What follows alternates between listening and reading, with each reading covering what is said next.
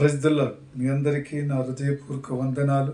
మీరందరూ సంతోషంగా ఉన్నారని మన ప్రభు అయిన మన యేసయ్య నామములో అనుదినము నూతనమైన వాగ్దానముతో ప్రతి కుటుంబము ఆనందిస్తూ సంతోషిస్తూ ఆయన నామంలో ప్రార్థన చేసి మోకరించి నమస్కరించినట్టు ప్రతి కుటుంబానికి దేవుని యొక్క వర్తమానముతో మనందరం ఆనందిస్తున్నాం కదా.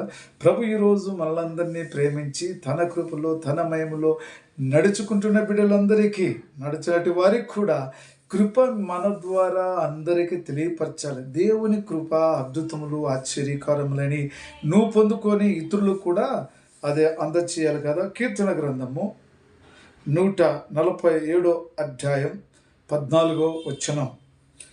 నీ సరిహద్దుల్లో సమాధానము కలుగు చేయువాడు ఆయనే, మంచి గోధుమలతో నిన్ను తృప్తిపరచువాడు ఆయనే. నీ సరిహద్దులలో సమాధానపరిచి నెమ్మదిపరచువాడు ఆయనే.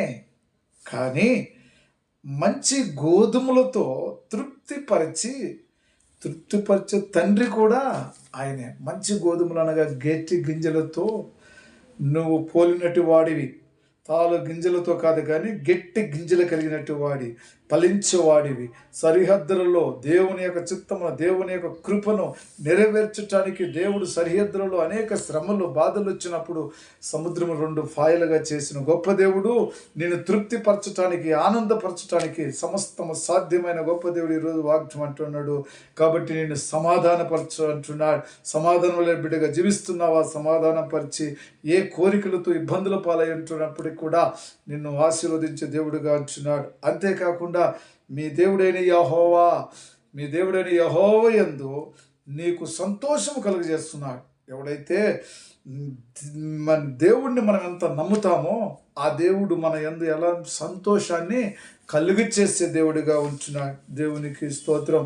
అయితే ఈరోజు నువ్వు సమాధానం లేని పరిస్థితులలో ఇబ్బందుల పాలయించున్న నీకు నీ ప్రభు అంటున్నాడు, మునుపుటి కంటే అధికమైన సంతోషాన్ని ఆనందాన్ని మేలు కలుగు చేద్దును అంటున్నాడు. మునుపుటి కంటే కేవలం నువ్వు ఆనందము లేవో సంతోషము లేవో పరిస్థితులు తారుమారుగా ఉండి జీవిస్తున్న నీ జీవితంలో ఈరోజు వేసి అంటున్నాడు. బైబిల్ పట్టి వాక్యము చదువుతున్నట్టు ప్రార్థన చేస్తున్న బిడ్డ ఈరోజు అంటున్నాడు, మునుపుటి కంటే అధికమైన మేలులు చేసేదని అంటున్నాడు.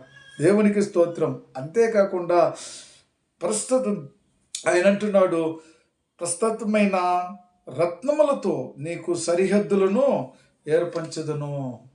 మరి రత్నములు అనగా ఏమిటండి? బంగారములతో కూడినట్టి మరి నువ్వు కొండల పైన కొంచెము గుంతల మెట్లుగా ఉన్నట్టు జీవితం నువ్వు సరిహద్దులలో ఉంటే ఇప్పుడు ఆయన రత్నములతో కూడా నిన్ను సరిహద్దులను ఏర్పాటు చేసి నీకు సంతోషము ఆనందము కలుగు చేస్తానని దేవుడు మనకు ఈరోజు వాక్యములు చదివిస్తున్నాడు.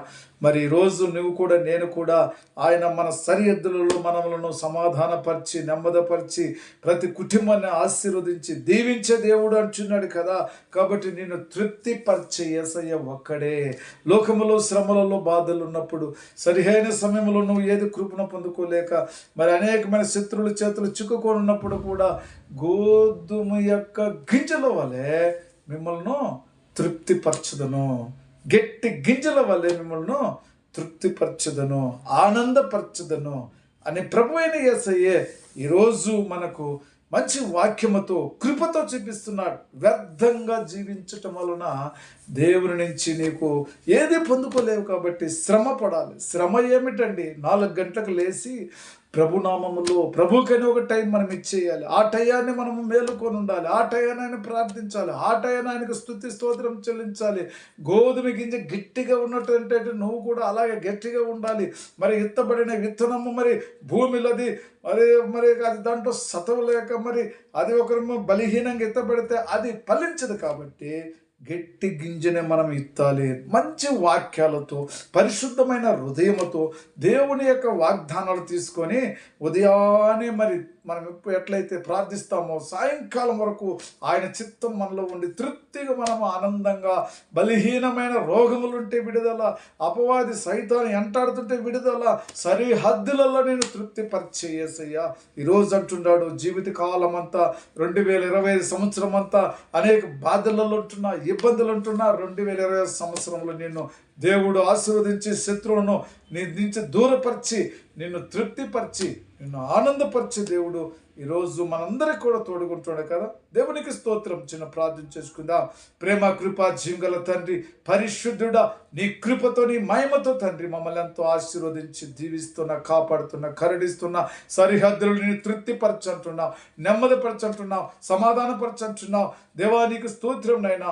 మరి నేను సరిహద్దులో రత్నములతో నిన్ను నేను తృప్తిపరిచి నీకు మేలు చెందినట్టున్నావు. దేవా స్తోత్రం నైనా.